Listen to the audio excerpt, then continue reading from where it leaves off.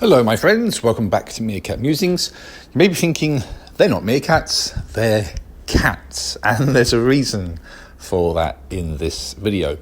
So, recently, the WordPress prompt of the day asked a very simple question. Cats or dogs? Now, this is something that people have wrestled with since time began, shall we say. There are so many reasons why I absolutely adore dogs. There are so many different breeds that bring so many different attributes, but fundamentally, one of the things I love about dogs is they are unashamedly affectionate.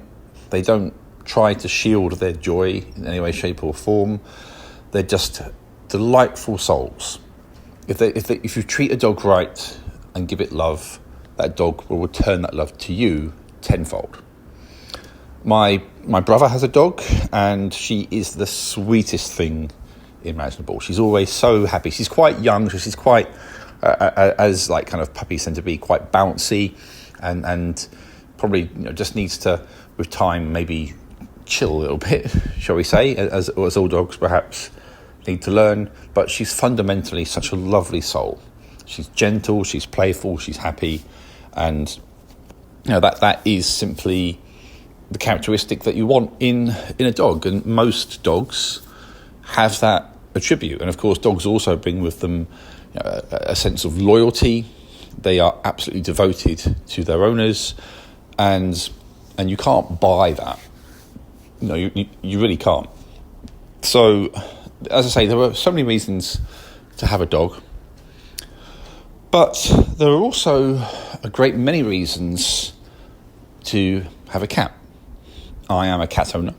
Some of those pictures that you will see in the course of this video are actually of my cat, Castiel, my fuzzy wuzzy boo-boo, as I like to call him.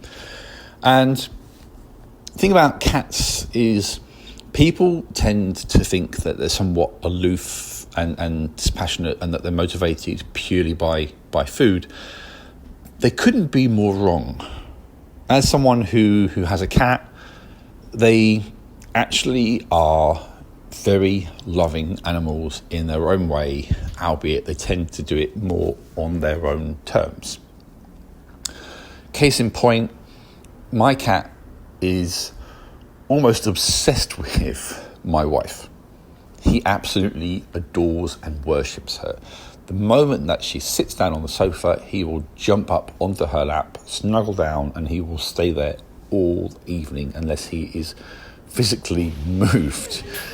And he just wants to do nothing but cuddle up to her all the time. Occasionally he'll cuddle up to me if my wife is not available for any reason. And to be fair, I think he trusts me, because one of the signs that a cat trusts you is when they fall asleep on you, because they are, after all, leaving themselves to be very, very vulnerable when they do that.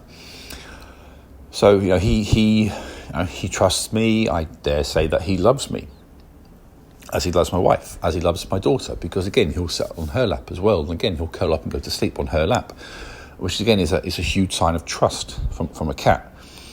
They don't show their affection in exuberant displays of leaping around and whimpering and that kind of thing. That's not what cats do. They do tend to be more subtle in their expressions, and that's perhaps why people think that they're actually somewhat dispassionate. But my cat can and will, as I say, enjoy a cuddle and a snuggle, and he will occasionally enjoy playtime, although as he's getting a bit older now, not so much. We've got cat toys, and in the past we've made use of them, and he'll leap around and chase them, and I think he enjoys that. It helps him burn off some energy, and it's a means of bonding as well. And I think he does, as I say, he does enjoy that. He will occasionally, and he does this in a manner that I know is playful, like bat at my leg or my hand if it's dangling by the side of the sofa, in a bid to get my attention as well. A lot of the time, that's a bit to perhaps lure me to the kitchen for food, but it's nonetheless, it's a little. I see it as a little playful gesture from the cat. And I mean, he could try and take a serious bite, but he doesn't. He kind of gently nips in the way that says, I'm not trying to hurt you. I'm just trying to get your attention.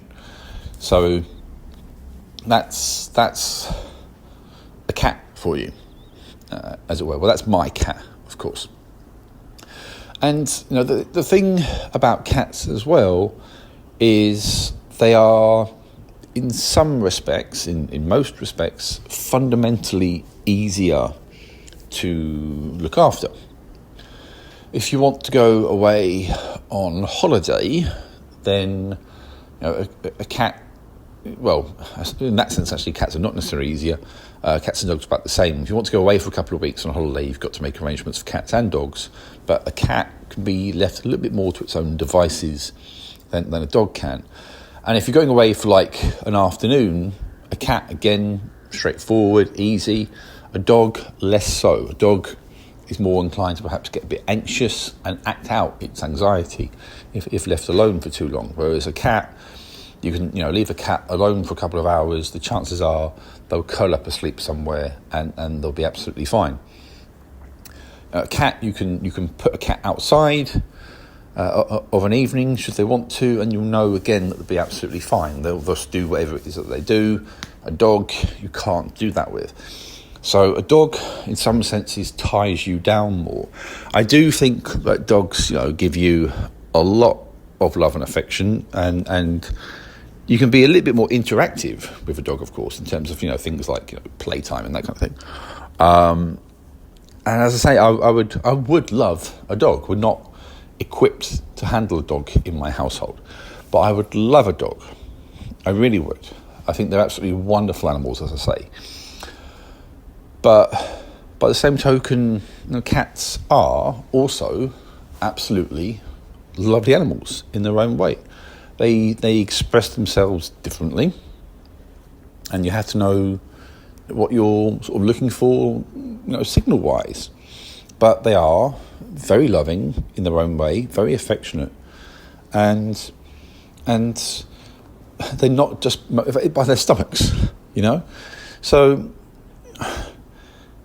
cat or dog, I think, for me personally, I'm going to offer up a cop-out answer, and I'm going to say either or.